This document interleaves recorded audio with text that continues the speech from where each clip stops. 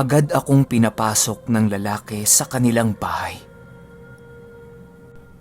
Ang pangalan ko nga pala ay Alvaro. Nagulat ako nung banggitin niya ang pangalan niya. Kasi yung pangalang yon, kung hindi ninyo na itatanong, pangalan yon ng sikat na manggagamot sa lugar namin sa Capiz. Po, kayo ho si Alvaro? Pero bakit sa akin kayo humihingi ng tulong? Sunod-sunod na tanong ko.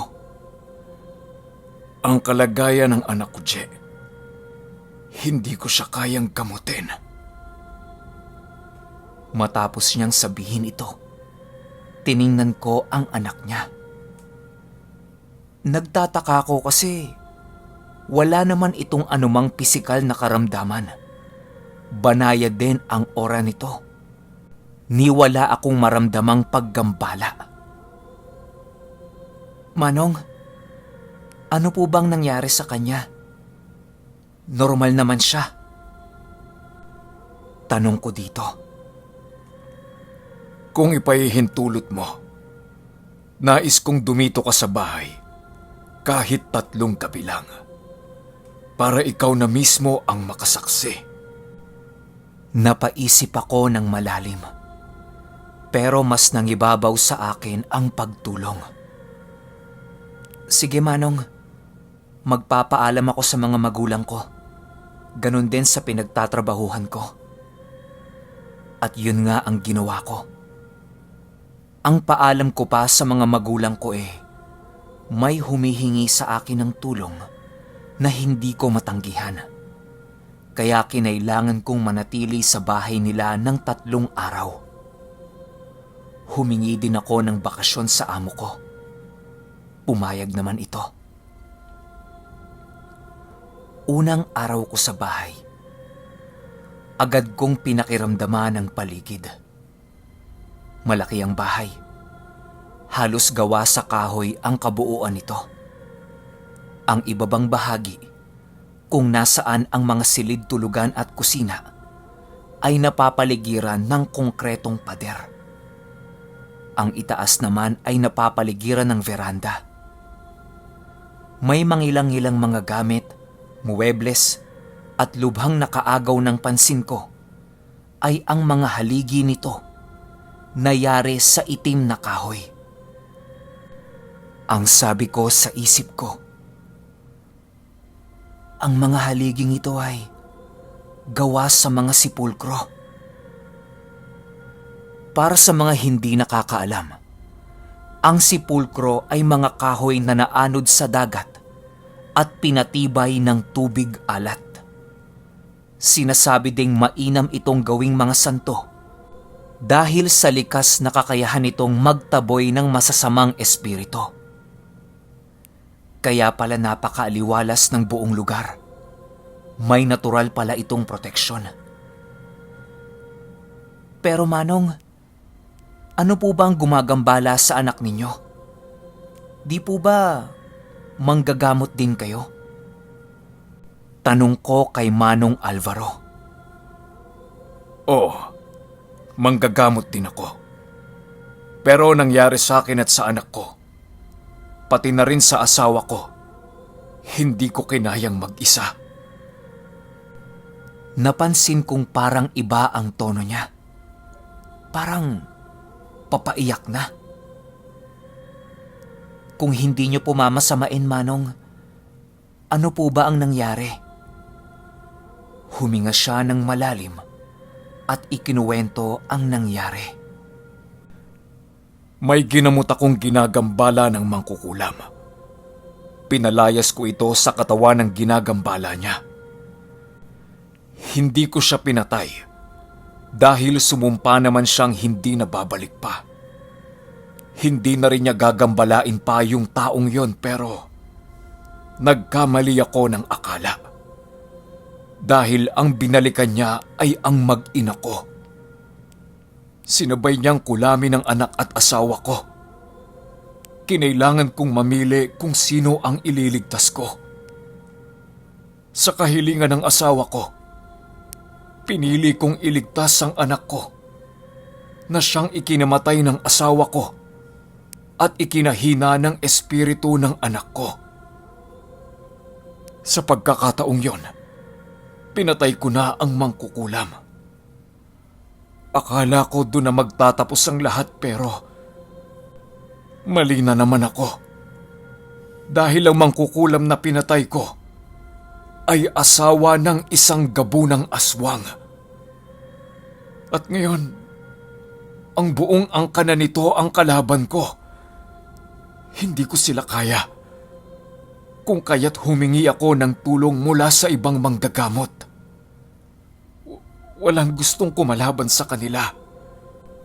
Dahil ang tingin sa akin ng ibang manggagamot dito sa lugar namin ay kakompetensya. Totoong napakatanyag nitong si Manong Alvaro sa lugar nila. Pero ang pagkakaalam ko, hindi siya tumatanggap ng anumang kabayaran sa ginagawa niya. Sadya nga lang may mga taong nabiyayaan ng lihim na karunungan na ginagamit ang kakayahan upang pagkakitaan. Pero hindi ganon si Manong Alvaro. Inaalay niya ang lahat ng ginagawa niya para sa karangalan ng Ama. Kaya't nakapagdesisyon akong tulungan siya. Bagamat natatakot din ako, kumpiyansa naman akong hindi ako pababayaan ng Diyos Ama at alam kong hindi din ako iiwan ng mga gamit ko. Kinagabihan, bumuo kami ng plano at ginawa ang lahat ng paghahanda bilang itong anak niya na si Neri ay walang proteksyon. Binigay ko sa kanya ang isa sa mga hawak kong gamit, ang tangkay ng puno ng dalakit. Isa itong mabisang pangkublit at maaari ding gamiting pangkulong ng mga elemento sa katawan ng tao nang hindi naaapektuhan ang kaluluwa nito. Yun ding gabing yon, nagsimula kaming mag-abang kung ano ang mangyayari. Kargado ako ng mga dasal at orasyon. Nagbantay kami sa paligid hanggang sa dumating na nga ang pinakahinihintay namin. Pagkaramdam ni Manong Alvaro na nasa paligid na ang nilalang, kaagad siyang lumabas ng bahay. Neri, anak, dito ka lang ha. Wag na wag kang lalabas. Naiintindihan mo? Sumagot naman ang dalaga. At ako man, bagamat kalmado, agad na lumapit kay Neri at ibinalot sa kanya ang alampay kong kargado ng orasyon. Sabay sabi ng, "Ngayong gabi, Neri, lalaya ka at ang tatay mo sa panggagambala nila." At agad akong tumakbo papunta kung nasaan si Manong Alvaro. Pagtapa ko sa labas, nakita kong nakatayo lang si Manong Alvaro. "Manong, anong..." Parang may kung anong puwersa ang biglang dumaan sa akin. Pero wala namang tao sa paligid. Habang nakaluhod ako sa lupa, nag-usal ako ng orasyon at tumayo. Pinakiramdaman ko ang buong paligid. Nakita kong wala ni isang puno sa paligid. Mahihirapan ako nito, sabi ko sa sarili ko. "Manong, tumakbo ka sa kakahuyan. Susunod ako," sabi ko sa kanya. Pero, si Neri! Pag-aalala nito, "May proteksyon po ang anak ninyo, kaya huwag niyo siyang isipin sa ngayon. Dalawa sa gamit kong pangkubli at pangproteksyon ang hawak niya." Kumpiyansa ako dahil Alam kong hindi siya gagalawin ng mga aswang dahil sa mga sipulkro na nakapaikot sa bahay bilang mga haligi. Dinagdagan ko pa ito ng dasal para mas maging epektibo. Matapos kong sabihin sa kanya yon, agad niyang sinunod ang sinabi ko. Dali-dali siyang tumakbo papasok sa kakahuyan at may narinig akong nagsalita ng, Sa kakahuyan ka pumasok. Mas lalo kitang madaling mahuhuli, Alvaro.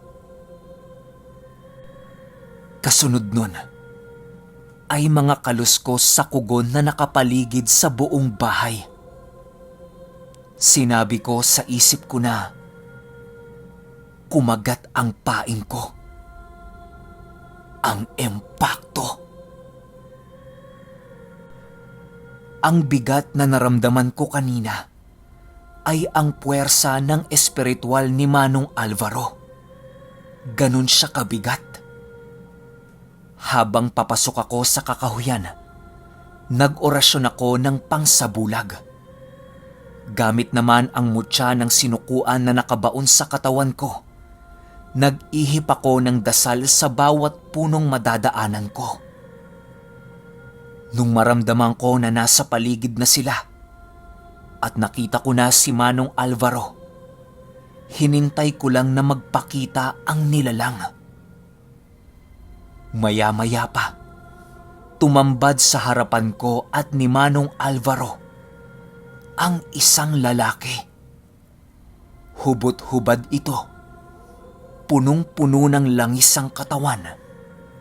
Nagliliwanag na kulay pula ang mga mata na parang nagbabagang uling. Ikaw na mismo ang nagpunta sa libingan mo, Alvaro. Wika nung nilalang. At dahil may pambulag akong karga, hindi niya ako nakita. Kaya sinabihan ko si Manong Alvaro na, Manong, mag-usal ka ng pinakamalakas mong pangontra at tigalpo. Tumango naman ito. Umatras ako ng ilang hakbang at nagsimulang mag-orasyon ng pangkulong. Nung akmang lalakad na papasok yung aswang sa kinalalagyan ni Manong Alvaro, kinalas ko ang pambulag ko at sumigaw ako ng, Manong! Rebuelta! Ngayon na! Kasabay ng pagsigaw na yon ay ang pagtarak ng daliri ko sa lupa na naging sanhi upang gumana yung mga orasyon ko sa mga puno. Gumawa ng isang napakataas na harang ang mga puno at medyo napaiwas ako nung naramdaman ko ang rebuelta ni Manong Alvaro. Pero hindi naman ako nasaktan. Hindi na makagalaw ang nilalang sa loob ng ginawa kong harang. Nilapitan siya mismo ni Manong at pinadapa sa lupa gamit ang kung ano pang mga dasal. May nilabas na itim na tangkay si Manong. Ipinatog niya ito sa likod ng impakto. Bumalik sa anyong tao, yung aswang. Oh, To! Hindi na makakaalis yan. Ibibigay ko na sa iyo yung impakto na yan. Nakangiting sabi ni Manong Alvaro sa akin habang apak-apak ang ulo ng lalaki. Kailan ka pa dumating, bata? Tanong nung lalaki. Simula nung una kayong magparamdam. Kanina pa kita sinusundan. Lumapit ako sa kanya at habang naglalakad, inusal ko ang orasyon ng kampilan ni Apo Lakay. Ha? Ano yan? Anong liwanag yan? Ilayo mo sa akin yan. Napapaso mga mata ko. Ilayo mo yan! takot na sigaw nito. Ito ang ipangtatapos ko sa kabuktutan ninyo! Gigil na gigil ako sa kanya. Isang lahi lang ang may kakayahang ganyan. Sino ka? Gulat na tanong nito sa akin. Ako, ang apo ni Carpio. Sabay tarak ng kampilan sa likod nito. Matapos ko siyang mapatay, nag-usal ako ng sumpa ng walang hanggang kamatayan ng kaluluwa. Ito ang pinakamataas na uri ng sumpa sa mga elemento. Matinding parusa na kung sakali mang mabuhay muli, ang binasbasan mo ng sumpang ito, mamamatay ulit. Kaya naman, paulit-ulit lang siyang mamamatay. Natapos ang labang yon. Bumalik kami sa bahay ni Manong Alvaro. Agad naming pinuntahan ang anak niya. Nauna siyang pumasok sa silid nito. Si Neri! Nawawala! Napangiti ako at sinabing, "Andyan lang yan, Manong. Hanapin niyo po." Pagtalikod niya pabalik, agad kong kinalas ang bakod at pambulag na binalot ko kay Neri. Tumakbo naman ito palabas ng silid, sabay yakap sa ama. Tumingin sa akin yung dalawa. Si Manong Alvaro naman, tinulak si Neri papunta sa akin. Nung nakalapit na siya sa akin, inaasahan kong salamat ang maririnig ko pero isang malutong na sapok ang natanggap ko. Yung alampay mo, amoy pawis. Matapos niyang sabihin yon, niyakap niya ako. Grabe ang kilig ko nun. Bumulong siya ng salamat. Kumalas siya ulit sa pagkakayakap at sinabing, "Maligo ka nga. Amoy pawis ka din eh." Tawa na ng bumalot sa buong bahay. Ako naman, dahil sa hiya, dali-daling nagbuhos ng tubig sa balon upang maligo. Alam kong hindi pa doon natatapos ang lahat. Nung umaga, habang nag-aagahan, may napansin kaming mga taong palakad-lakad sa labas ng bakuran nila. Nandito na sila. Dali-dali kaming lumabas ni Manong Alvaro upang salubungin ang mga panauhin. Pero bago kami lumabas, gumawa ulit ako ng pambulag para kay Neri. "Kahit anong mangyari, huwag kang lalabas, Neri," ang sabi ko sa dalaga. Nung nasa labas na kami ni Manong Alvaro, nakita namin ang 6 na lalaki at isang matandang babae. Anong kailangan nyo? Tanong ni Manong. Isipin nyo alas 7 yon ng umaga. Nakalantad sila. Ang pumatay kay Amang! Sabay turo sa akin. "Narito ako. Kunin ninyo kung kaya nyo." Agad na sumugod yung isa. Ako, kakakain ko lang eh. Tamang bakod lang ako. Tumalsik siya pabalik sa pinanggalingan niya. Dumampot ako ng kapirasong patpat. Inusalan ito ng dasal at itinarak sa kinatatayuan namin ni Manong. "Manong, ako ang kailangan nila. Puntahan mo si Neri." At yun nga ang ginawa niya. Bakit mo pinatay ang ama namin? Tanong ng isa sa kanila.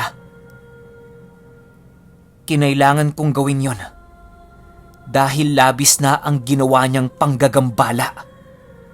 Hindi na maaaring pagbigyan pa. Sagot ko sa kanya. Si Alvaro ang nauna. Pinatay niya ang nanay namin. Gumaganti lang kami. Gusto lang namin ipadama ang sakit ng nawalan ng mahal sa buhay. Sagot nito habang nanlilisik ang mga mata. Hindi pa ba sapat ang pagpatay niyo sa asawa ni Manong Alvaro? Bakit pati ang anak niya? Babalaan ko kayo sa una at huling pagkakataon. Tatalikod ako at kakalimutan ang paghaharap na ito.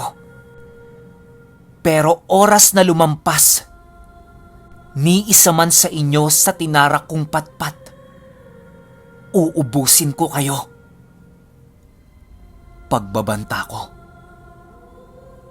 Tumalikod ako at akmang papasok sa bahay ni Manong Alvaro.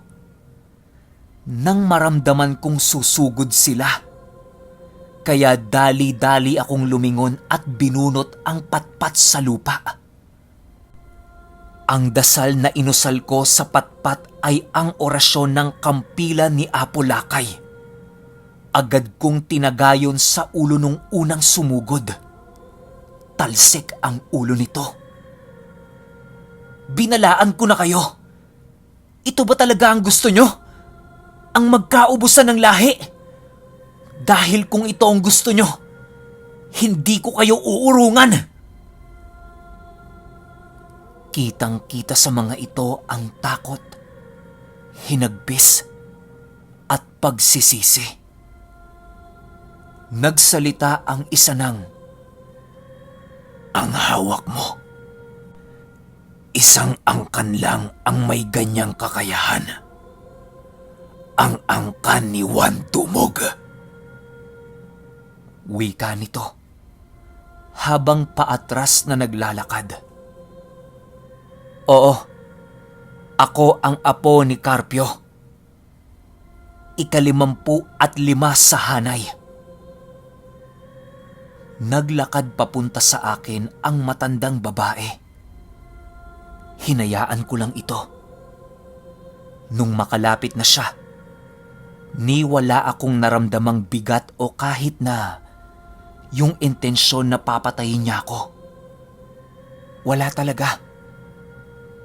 Laking gulat ko nang hawakan niya ang pisngi ko. JR, ikaw na nga ba yan? Ang laki ng pinagbago mo. Halos nakikita ko na sa'yo ang lolowan mo. Maniwala kayo o hindi, ang kaharap ko nung mga panahong yon ay si Tandang Sayong. Isang bungaytang aswang at mangkukulam. Umatras siya at walang ano-ano ay lumuhod siya kasabay ng natitira niyang mga kasama. Simula ngayong araw, kikilalanin na namin ang presensya mo. Gawa ng pagkilala namin sa nasira mong lolowan. Hindi namin nalaman kaagad na sa ganitong tagpo at pagkakataon, magkakaharap ang mga lahi natin. Pero isang bagay ang maipapangako ko. Titigil na kami sa paggambala kay Alvaro at sa anak niya. Bagkus, poprotektahan namin sila. Kulang pa ang kaalaman ni Alvaro. Kaya ako na ang magpupuno ng kakulangang iyon. Yan ang pangakong binitawan ng isang bungaytan. Ipinangako ko din na wala nang dadanak na dugo ng tao at aswang sa lugar na yon. Kasabay ng kasunduang ito ay ang paglagda namin ng aming mga dugo sa isang bato at ibinaon yon sa lupa. Maraming mapayapang taon ang lumipas. naging maayos naman ang lahat. Nakapagtapos din ako ng kolehiyo at umibig. Nung panahong gusto ko nang lumagay sa tahimik at magkapamilya, isinangguni ko ito sa mga nakatatanda namin. Napakalungkot mang isipin pero kinailangan kong mamili. Ang taglay kong kapangyarihan o ang magiging pamilya ko. Buntis na kasi si Neri noon. Kaya ang pinili ko, ang magbigay buhay sa isang buhay ng isang batang lalaki. Ang kakayahan ko, kalahati nun ay nawala. Ipinasa ko sa aking pinsan, ang kaisa-isang anak ni Uncle Toto na kasalukuyang nagsasanay. Pero ganun pa man, wala akong pagsisisi dahil kapiling ko ang pinakamagandang regalo ng Diyos sa akin. Yon ay aking mga anak. At sa kasamaang palad, pumanaw si Neri dahil sa pagsilang sa bunso naming babae. Pero alam ko, kung nasaan man siya ngayon, sigurado akong kapiling na niya ang nanay niya. Si Manong Alvaro naman, isa pa ring manggagamot at kasalukuyang kagawad sa lugar nila. Paminsan-minsan dumadalaw kami ng mga anak ko sa kanya para makita niya din ang mga apo niya. Sa ngayon, patulong-tulong na lang ako sa mga kakilala kong manggagamot. May sariling farm na rin ako at isa sa mga libangan ko ay ang pagsusulat ng aking nakaraan. Salamat po sa lahat ng walang sawang nakinig sa kwento kong ito. Lagi po nating isapuso na walang mabigat na suliranin ang hindi nadadaan sa mabuting usapan. At nasubaybayan ninyong lahat kung gaano kalakas ang taglay kong kapangyarihan nung ako ay nasa kanlungan ng kalikasan.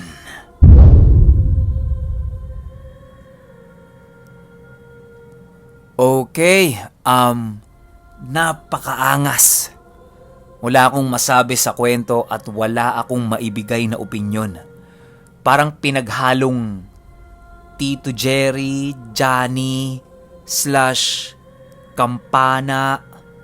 Basta halo-halo na eh. Doon ko siya pwede ikumpara sa tatlong yon. Tito Jerry, Johnny, tsaka kay Jess. Kasi may involved ng mga buhay na salita, may mutya, may kung ano-anong ginagamit. Napakagaling lang. Pero ito lang, ito guys. Gusto nyo bang marinig yung past story nito? Yung tungkol sa lolo niya kung bakit ganun kabantog yung pangalan nun at kung bakit ganun yun kalakas. Bigyan nyo lang ako ng mga 3,000 likes sa video na to. Tapos gagawin natin yon. Yun lang. Hanggang sa susunod na kwento. Salamat.